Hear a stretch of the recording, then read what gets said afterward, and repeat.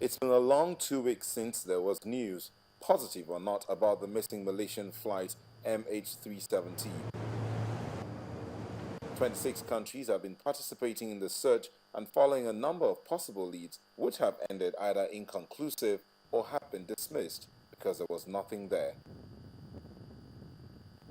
As of Sunday, the search was on for a large piece of debris spotted on the French satellite, but by Monday, attention turns to a new lead: two objects spotted by an Australian plane in the southern Indian Ocean.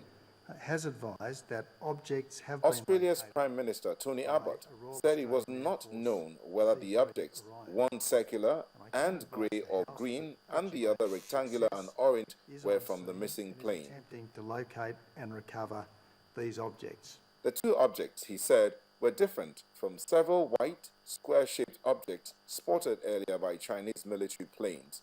China has been very involved in the search, considering more than half of the passengers on board were Chinese. On Monday, Chinese military search planes landed in Perth Airport after spotting what they described as suspicious objects on the southern Indian Ocean. It diverted its icebreaker Zulong towards the location where the debris was spotted. Japanese planes also landed at Pearce Air Base in Perth, Australia on Sunday to join the hunt. While the southern arc is now the main focus of the search, Malaysia says the search will continue in both corridors until confirmed debris is found. The Australian Maritime Safety Authority said 8 aircrafts have been searching the area, covering 59,000 square kilometers on Sunday, following news of the Chinese discovery. Royal Air Force Group Captain Craig Heap said searchers are hopeful of a result. It's a very big ocean. There'll be an amount of luck involved in any open ocean search, but we have a lot of highly professional aviators from all over the world and great maintenance staff to keep the aircraft running. So we're going to all do the best we can as an international team, in this case led by Australia, to actually achieve an outcome that hopefully again provides a resolution. In a further sign, the search may be bearing fruit. The United States Navy is flying in its high-tech black box detector to the area. 10 aircrafts have so far been taking part in the search. In the meantime, family members of the passengers are growing increasingly weary and are venting their frustrations over what they say is a lack of information from the Malaysian government regarding the search for the plane.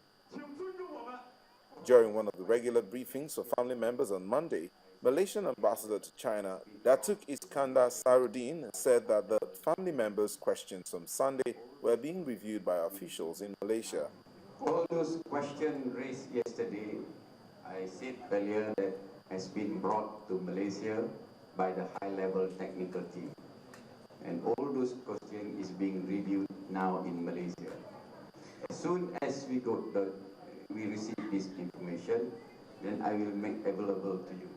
He did not give any exact date as to when answers would be released. The family members have grown increasingly frustrated as many yell at the visiting Malaysian officials and expressed worries about their missing relatives. In the midst of the anxiety, there have been a couple of scares from Malaysian Airlines flights. One of them, carrying 271 people from Malaysia to South Korea on Monday, was forced to make an unscheduled landing in Hong Kong after a technical fault involving an onboard generator. The airline said all 271 passengers were transferred to other carriers, while the return flight from Incheon to Kuala Lumpur was cancelled. Passengers have been transferred to other flights for the return leg. In another incident, a flock of birds shattered the windshields of a Malaysian Airlines jet as it landed in the Nepali capital, Kathmandu, but all 180 passengers and crew were safe. Birds hitting aircraft are a common problem at Kathmandu International Airport, ringed by forest hills.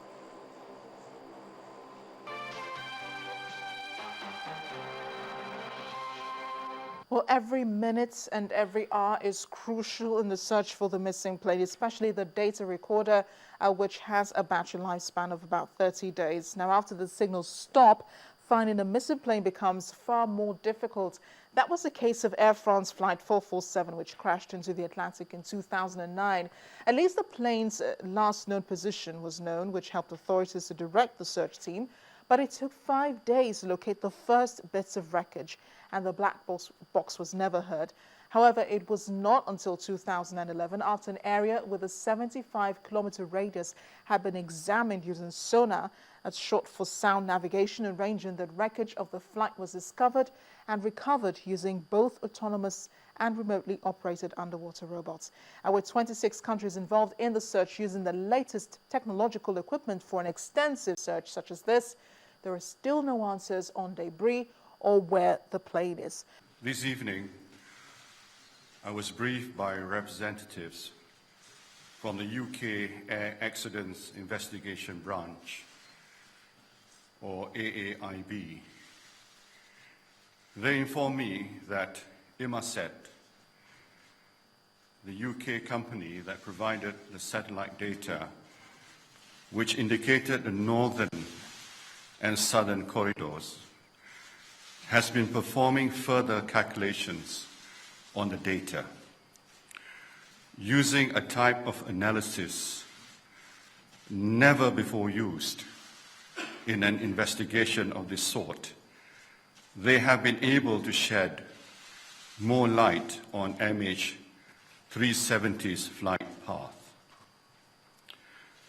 Based on their new analysis, Inmarsat and the AAIB have concluded that MH370 flew along the southern corridor and that its last position was in the middle of the Indian Ocean, west of Perth. This is a remote location, far from any possible landing sites. It is therefore with deep sadness and regret that I must inform you that according to this new data, flight MH370 ended in the southern Indian Ocean. We will be holding a press conference tomorrow with further details. In the meantime, we wanted to inform you of this new development at the earliest opportunity. We share this information out of a commitment to openness and respect for the families, two principles which have guided this investigation.